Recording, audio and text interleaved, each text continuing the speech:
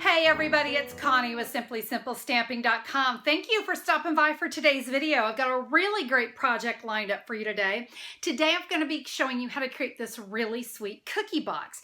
You know, we always want nice little gifts for coworkers or maybe that friend at church, and you want to give a little something, but you don't want to spend a whole lot. I get it. But you know what's not to love about cookies? Well, I was at the grocery store the other day. Oh, look at these cute cookies. And I thought, oh, I just got to buy those. Well, I had to buy them because they were cookies, but I wanted to make this really cute little pizza style box for the cookie to go in. So let's get going with how to make our cookie box today. Okay, let's go ahead and go over the cardstock that you're going to need to create today's cookie box. Very simple, guys. I have a piece of a pool party cardstock that is cut 4 3/4 by 8 3/4. We're going to be doing some scoring on that here in a minute. My cardstock, let's see, I've got a piece of Flirty Flamingo 3 by 3. I have a piece of Whisper White that is cut 5 1/2 by 1 1/2 inches. Then for my banner, I have a piece of silver glimmer paper that is cut 3/4 by 3 inches. And then for my banner itself, we've got 1/2 inch by 2 3/4. I'm also going to be using some white baker's twine, 12 inches of that. Let's go ahead and get to scoring on our cardstock. We're going to begin with the 4 3/4 inch up at the top, and we are simply going to score at 3/4 of an inch and 4 inches. And now we can rotate that around, and we're going to go 3/4 of an inch, 4 inches, 4 3/4 of an inch, and 8 inches. I wanted a really fun and playful background for my cookie box, so playful backgrounds seem like the perfect stamp set, don't you think? I have got the dots here and my pool party ink. I am just going to randomly stamp these polka dots all over my box. There we go. Now we're going to go ahead and create the box, and we're going to do some cutting. You can see I have 6 squares on the end.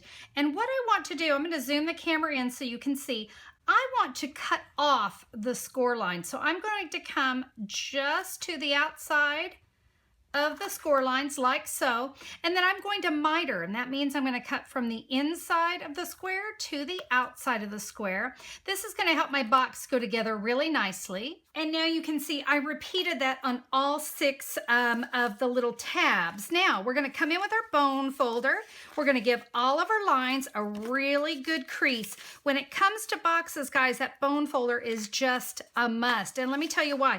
You don't want soft edges of a box. You want those to be nice and crisp like that. So we're going to go ahead, crease everything on our box. Perfect. We're ready to put this together. Now, before I do want to make one little punch, and it's actually, I've got my half circle punch. If you have a 1 inch or even a 1 1/4, any of them are going to do, but we want to make a little half punch right there. That's going to give the recipient kind of the ability to open the box, if you will. It kind of gives them a little spot for their finger. That is totally optional. But let's go ahead and put our box together, and I'm going to use fast fuse. I love fast fuse when it comes to boxes. I want my stamp side cardstock facing up, and I'm going to put a dot of fast fuse right along the score line and then right on the edge of the tab. We're going to repeat that with all of our tabs. And now to put it together, I'm simply going to line up the edges of the box like so.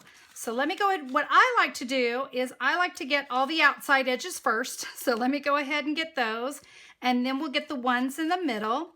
So we've got those done. I can see there's the front of my box. That's my lid. This is my box. This is my lid. So that's going to tell me I need to attach these to the inside of the box. So I am just going to grab those. You can see already how the mitered edges, why I miter. Otherwise, that little bit of cardstock could be sticking up right there. We don't want that. You have seen me use the Petal Burst embossing folder so many times. It's one of my favorites.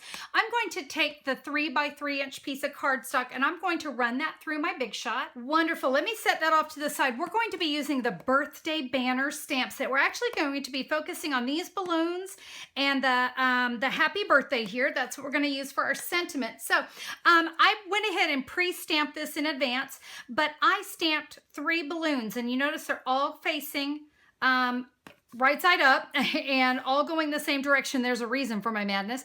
I have Daffodil Delight, Flirty Flamingo, and Pool Party. So when I bring in the balloon punch, this is why I needed those to go in that direction, because you can see I can bring these in into my punch, line it up and give that a punch. To move on to the next one, I'm simply going to trim that away, and now I can come in with my next balloon and so on. We're now going to stamp Happy Birthday on the little banner. There is my banner. I have attached 3 Stampin' Dimensionals on the back of that, but first we're going to work on those balloons. Let's take that 12 inches of baker's twine, and guys, I'm simply going to fold it in half and I'm going to give that a cut. Fold it in half again. Let's give it another cut. So I now have 4 pieces that are 3 inches long. And now we're going to attach our balloons together. I'm going to take the Flirty Flamingo and the Daffodil Delight. I'm going to put those together. And to do that, I'm just going to come along with fast fuse. I'm going to let that kind of hold that together. And now I'm going to take 2 of the strings, and I'm just going to press that into the fast fuse. So that makes it really nice and easy. Let's go ahead and attach this right here onto our Flirty Flamingo embossed cardstock. For my last balloon, I'm actually going to be using a Stampin' Dimensional. So I'm going to let the Stampin' Dimensional hold my string in place just like that. And I'm going to add 1 more for good measure. And let me go ahead and peel that away. And we're going to attach this balloon right here. Now, what to do with that last one? I'm going to make a little loop, and I'm just going to bring my strings inside there. Let me give this a tie, and then I can just snip away some of the extra just to leave just little baby tails right there. There we go. So there is our balloon tails. Now let's come in with our silver glimmer and our Happy Birthday. I have put some fast fuse on the back of that silver glimmer, and I'm just going to add that right here. Make sure you don't catch those balloon tails. We don't want them to get caught, because we're actually going to catch those right here. So let me peel off my paper backing. I didn't want those getting in the way of my sentiment. I didn't want them to cover them up. So now I can just take my Happy Birthday, and we're going to add that to the center of our glimmer. Fast fuse on the back of my focal image. Let's add this to the front of our box. Make sure you're paying attention to where the front of your box is. We don't want that Happy Birthday upside down. And now we can just give that a little press. Now, I do want to show you at this point, we can put our cookie in the box, and that works great, not a problem at all. But I did want to show you, let me bring in my other box. Look what the cookie does. Ooh, that butter was kind of soaking through. So I have chosen to cut 2 pieces of Flirty Flamingo that are 3 1/8 by 3 1/8 inch. And I just have them laying in here. Of course, the top one you'll tear down. This one you can just lay. But I think it really kind of gives a little more color to the box as well. And I thought, just for fun, why not emboss it? So I have my fast fuse on the back of that 3 1/8 by 3 1/8. It just gives a little more texture there to the inside. Guys, there you go. Is that not a great little gift for a coworker? It really is a cute little project. And you know what? I think that silver glimmer just really makes the box just kind of pop, don't you think? And again, that texture as well. You know, something else I wanted to mention. When you buy the cookies, you usually buy a dozen. They come in a package of a dozen. That's 11 for you and 1 for your friend. I mean, what's not to love about that? Am I right?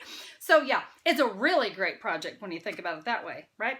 Well, listen, if you missed any of the measurements, head over to simplysimplestamping.com. Just look for the May 19th, 2017 blog post. I'll have all those measurements. I'll have some pictures there so you can get a close-up of anything you might have missed.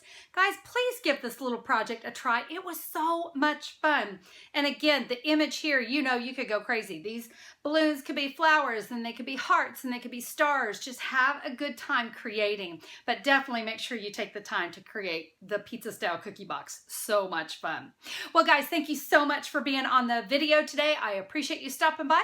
If you like what you see, give me a thumbs up. I always appreciate that. And why not subscribe while you're at it as well? I love to have new subscribers on my channel. Guys, that's it for me. I'm going to go eat a cookie. So I'll see you later. Bye-bye.